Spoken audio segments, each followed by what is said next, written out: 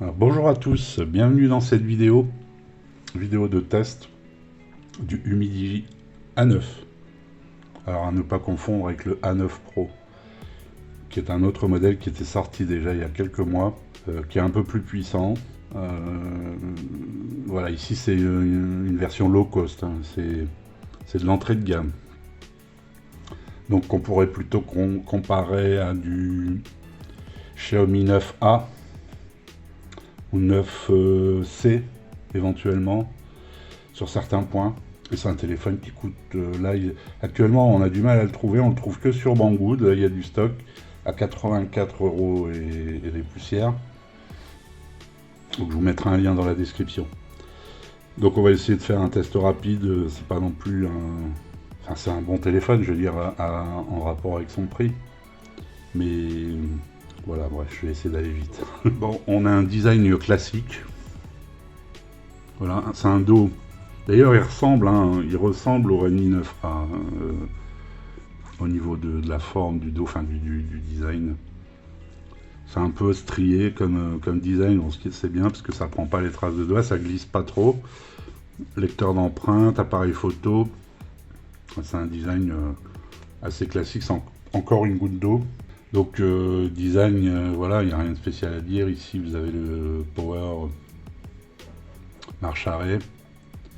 Ici le tiroir SIM. Je vous ai montré au déballage, je vous invite à aller voir les vidéos de déballage où vous voyez des choses que vous ne verrez peut-être pas ici. Ici vous avez un bouton dédié, alors dédié à ce que vous voulez en fait. C'est là l'intérêt. Vous pouvez en fonction du nombre d'appuis, etc., ouvrir une application. Par exemple, là, j'appuie une fois, ça va m'ouvrir l'application thermomètre. Parce qu'en fait, ce téléphone a un thermomètre. On le voit ici, un thermomètre infrarouge. D'ailleurs, je vais prendre ma température, je vais vous montrer ça sur mon front. Et voilà. Bon, bah, j'ai pas de température, hein. C'est le moins qu'on puisse dire. Et puis, donc là, c'est la température des personnes sur le front. Vous pouvez aussi prendre la température des objets. Par exemple, je vais mesurer la plante. Elle est à 17,8. Mais vous pouvez, par exemple, en double-cliquant, ouvrir d'autres applications. Voilà, ça ouvre, par exemple, cette application Zello. Alors, que j'ai découvert avec ce téléphone, qui est une application qui permet de faire de l'échange entre deux téléphones comme un talkie-walkie. Pas mal cette application. C'est simple, il faut créer un compte sur un téléphone, il faut que l'autre personne ait un compte sur le sien. Vous allez la chercher, vous apparaissez ensemble et puis vous communiquez comme un talkie-walkie en appuyant sur le bouton, etc. Bon là il n'est pas configuré, mais on a vu le design, hein, rien de spécial. On a une jack, on a quand même du l'USB-C pour un téléphone de ce prix, hein, le Redmi Note 9, le Redmi 9A pardon, avec du micro USB. On a quand même 3 capteurs photo. Bon, le thermomètre, je vous ai dit, le lecteur d'empreintes, ce qu'a pas le 9A non plus. Donc on est quand même sur le Helio G25. Donc là par contre c'est le même que le 9A. Donc on a quand même beaucoup plus on va dire, de fonctions. Il est un peu plus complet que le 9A. Moi je l'ai testé le 9A et bon, à part le logiciel MIUI 12, voilà, c'est à peu près le même téléphone avec des trucs en moins. Ici on a des trucs en plus. On a Android 11. Sur ce téléphone, il arrive directement avec Android 11, donc ça c'est bien. C'est aussi pour ça que je me suis intéressé à ce produit. C'est un des premiers téléphones à proposer Android 11. Donc voilà. Donc l'écran. L'écran, c'est un écran de 6,53 pouces, ce qui est une taille, on va dire, un peu standard actuellement. Un écran en 29e. Alors pareil, tous les détails, vous les retrouverez dans le i ici en haut. Toutes les caractéristiques techniques, je vous les donne dans le détail en haut. Alors c'est un écran qui est très bien calibré. La luminosité, on va dire c'est de la luminosité pour du téléphone à ce prix-là, quoi. Donc au soleil, ça sera un peu short. Dans certaines situations, ça sera un peu juste. Mais bon, c'est ce qu'on a pour 80 euros, 85 euros. Donc on est dans les clous. Le 9A, c'était pas mieux. On est sur du 400, il me semble qu'on est sur du 400 cm², 400 nits. Donc l'écran est bien, il est agréable, les couleurs sont bien. Bon, l'optimisation du téléphone, ça va, hein, le menton est pas trop... toujours dans, comment dire, dans le téléphone à 85 euros, on est aussi dans les clous. Donc voilà pour l'écran, j'ai rien de plus à ajouter. On va parler hardware. Le hardware, donc, je vous l'ai dit tout à l'heure, c'est un Mediatek Helio G25, donc 2 Go en max, donc gravé en 12 nanomètres. Bon, c'est un petit processeur le téléphone est fluide, hein, fonctionne très bien, c'est assez fluide, il n'y a pas de souci de ce côté-là. Je vais vous montrer le score en tout. En GPU, vous avez un PowerVR GE 8320 à 600 MHz. Pour le hardware, oui, c'est du 3 Go de RAM en LPDDR4X et du 64 Go de stockage. Pareil, le 9A, vous avez que 2 Go et 32 Go. Donc 2 Go de RAM, 32 Go de mémoire interne. Et en plus, vous pouvez mettre une carte, bon, sur le 9A aussi, hein, mais ici vous pouvez mettre une carte mémoire jusqu'à 256 Go. Je me souviens plus de tête, mais il me semble que j'avais fait un bon score.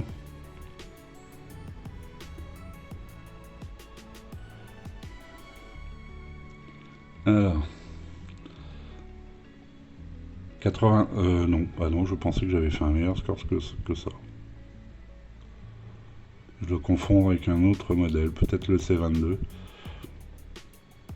Enfin, 88 398, donc on est à peu près dans les clous avec le Redmi 9A. Tiens, pendant que j'y suis, là, vous voyez le Widevine, c'est du L3. Là, un écran de 5 touches. Donc voilà, le tactile réagit bien. C'est un téléphone qui est bien fluide. Si vous cherchez si vous avez ce budget, il est très bien, quoi, ce téléphone. Donc, pour le hardware, je vous ai tout dit. On va parler un peu du software et après on parlera de la connectivité. Donc software, je vous l'ai dit, c'est un Android 11 stock. Là, c'est du pur stock. Hein, ils ont juste ajouté quelques commandes. Voilà, la Smart Key. Alors la Smart Key, c'est ce bouton-là. Voilà. Donc un simple clic, on ne s'est pas traduit. Il y a ces deux lignes-là que je vais vous montrer, elles ne sont pas traduites. Un simple clic, ça ouvre le thermomètre, un double clic, ça ouvre Zello. Et si j'appuie long, ça ouvre le flash. Donc voilà, on a ça et on a le Smart Assistant, donc pour gérer la barre de navigation ou les gestes, vous mettez l'un ou l'autre.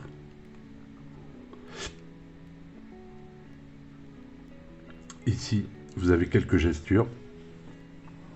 Par exemple, vous pouvez augmenter le volume avec 2 doigts.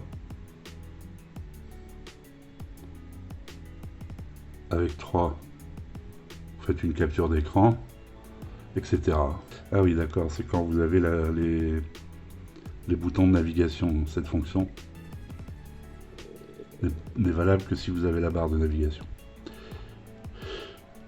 Donc voilà, après vous avez rien d'autre, vous avez Android 11. Hein. Donc vous voyez, 3 Go 64, version d'Android, la 11. Numéro du build, si ça... Donc, comme je vous le disais, bon, on est dans la partie software, vous avez aucune, comme c'est du stock, aucune application superflue ou polluante. Vous avez juste Zello, que je vous ai parlé tout à l'heure, l'application Talkie-Walkie, et l'application pour le thermomètre. Voilà, c'est tout. Après, vous avez une calculatrice, un magnétophone, la radio FM. c'est tout. Je vais vérifier si la radio FM, il faut un casque. Oui. Voilà. Donc elle n'est pas autonome. Après, tous les autres applications, c'est moi qui les ai installées. Donc voilà. Si on a le Duraspeed pour les applications en arrière-plan. Donc voilà ce qu'on pouvait dire sur le software. On va passer à la connectivité. Alors connectivité, donc USB-C pour le chargeur, on a une jack, on a deux SIM plus carte mémoire possible. On a du Wi-Fi, alors là ça m'a étonné quand même parce que pour un téléphone à 85 €, on a du Wi-Fi 5, donc du Wi-Fi AC, ce qu'on n'a pas sur le 9A. On a la fonction Volt, appel Wi-Fi. On la FM, je vous l'ai montré, la jack. Donc toutes les bandes 4G, hein, B20, B28 inclus. Et la seule chose qui me chagrine un peu, c'est qu'on n'ait que du Bluetooth 4.2. Voilà, ça va être dans les mois quand je ferai la conclusion de ce téléphone. Donc maintenant la batterie. Avant de faire la batterie, je vais vous montrer quand même le lecteur d'empreintes. Il n'est pas hyper rapide.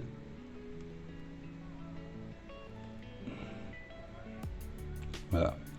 Alors est-ce que... Voilà, ça c'est la reconnaissance faciale. On va essayer de voir mes 5 doigts. Oups, j'ai appuyé sur le...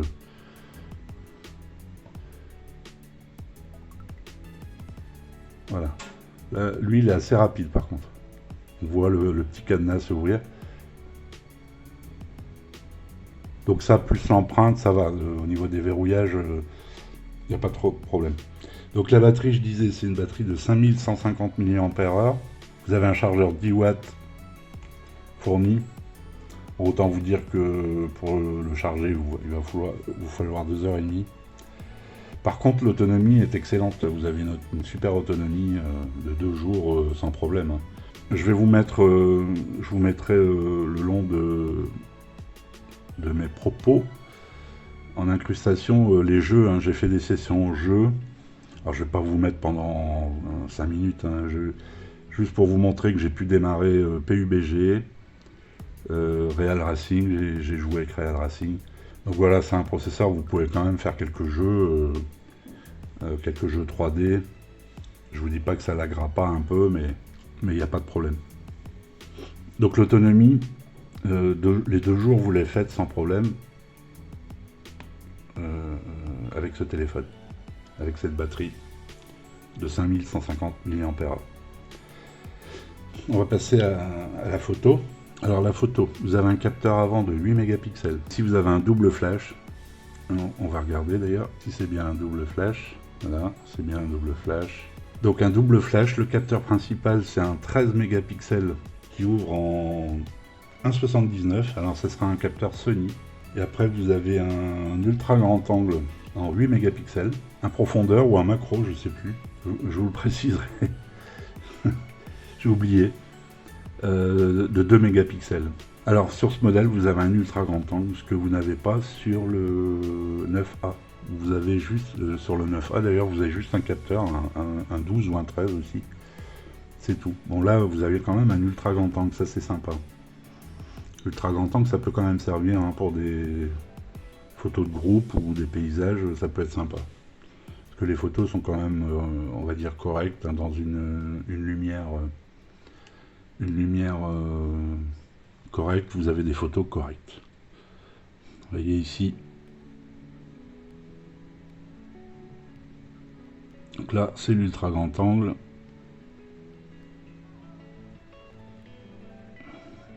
Ici un zoom, 2 fois, un zoom numérique. Donc là, on est en image. Vous avez un mode beauté, un mode vidéo, un mode photo, image, photo, donc le mode portrait, le mode extra, avec vous avez un mode nuit. Voilà, alors qu'est-ce que je voulais voir dans les paramètres, qu'est-ce qu'on a? Voilà, en vidéo. Vidéo, ce sera du 1080, hein, pas plus. Mais bon, un téléphone à ce prix-là, avec un processeur comme ça, on peut pas non plus. Alors vous avez de l'AI en image, vous avez le flash, l'AI, l'HDR, classique. Voilà, la 13 mégas si vous restez en 4 tiers, au niveau de la prévisualisation. Ce que j'ai fait, je crois. Voilà, donc le capteur, ici, que je cherchais tout à l'heure, c'est bien un capteur portrait, hein, c'est pas un capteur macro. Allez, je vous mets des photos que j'ai prises, et on se retrouve après pour les conclusions, les plus et moins.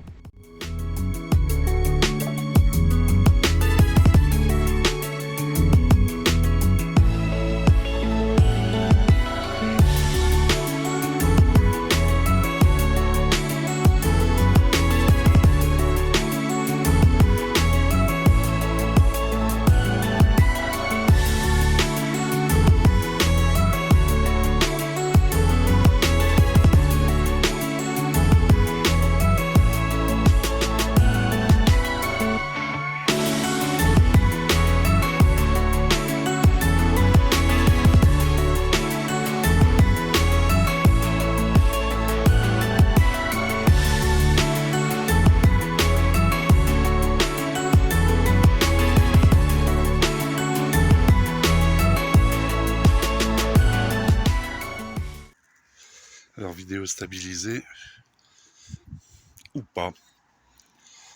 À l'écran c'est pas dégueu. Je vais descendre quelques marches.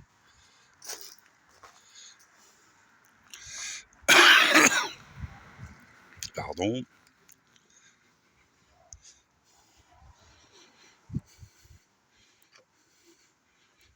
Bon, à l'écran j'ai vu pire, mais maintenant il faut voir ce que ça donne. Alors test du focus.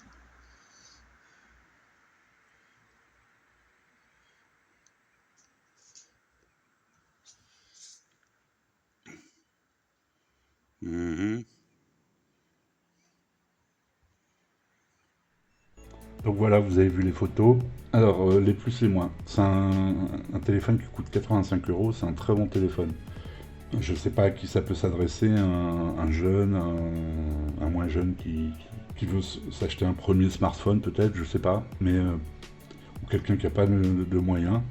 C'est un très bon téléphone. Je le recommande. En plus, vous êtes avec Android 11, donc vous avez tout. J'ai eu une mise à jour, hein, je vous la mettrai en inclus si je l'ai. J'ai fait une capture d'écran, je pense. Vous n'avez pas le clonage d'application, voilà, j'ai oublié de le dire, parce que je sais que ça peut en intéresser certains. Très bon téléphone, à 85 €, il n'y a rien à dire, j'ai jamais eu de lag, de bug. Ça fonctionne bien, c'est fluide. Les gestes fonctionnent très bien. Voilà, donc dans les plus, j'ai mis Android 11 en natif. J'ai mis le thermomètre, ça peut être utile par les temps qui courent, bon, en espérant que d'ici quelques mois on n'en ait plus besoin, mais bon, en dépannage, vous avez un gamin qui est un peu malade, vous pouvez prendre sa température, ou même vous-même. Alors, sur cette gamme de prix, vous avez un lecteur d'empreintes quand même, hein, ce qui n'est pas toujours le cas, notamment les Xiaomi Redmi 9A. L'autonomie, ça c'est les plus. Et puis le Wi-Fi 5, pareil, dans cette gamme de prix. C'est quand même pas mal. Il est bien spéqué. Il est bien spéqué. Et en moins, j'ai mis Bluetooth 4.2. Bon, c'est si vous avez des écouteurs, par exemple, si vous voulez utiliser des écouteurs True Wireless qui sont en 5.0, ça marchera, c'est rétrocompatible, mais si vous écoutez de la musique, ça marchera. C'est simplement peut-être sur des vidéos, vous aurez peut-être du décalage, des trucs comme ça, je sais pas. Alors, je sais pas s'il y a une réelle incidence, mais je crois que le 9A avait le 5, le Bluetooth 5. Donc voilà pourquoi je l'ai mis en moins. Sinon, ça m'aurait pas choqué plus que ça. Donc voilà, très bon téléphone que je recommande. Là, il est à Banggood à 85 €. En France, on le trouve pas sur Cdiscount, Amazon, on le trouve pas pour l'instant. C'est vrai qu'il vient de sortir, hein, il y a un mois qu'il est sorti, à peine. Donc ils sont peut-être en cours de fabrication. Enfin, pour l'instant, on le trouve que chez Banggood. Il vous faudra 15 jours pour l'avoir. Mais il n'y a que là que je l'ai vu, ou sur un autre site qui s'appelle dx.com, mais que je connais moins bien. Je connais très bien Banggood. Et j'ai une totale confiance en ce site. Donc voilà ce que je pouvais dire sur ce Humidigi A9. Je vous remercie de m'avoir suivi.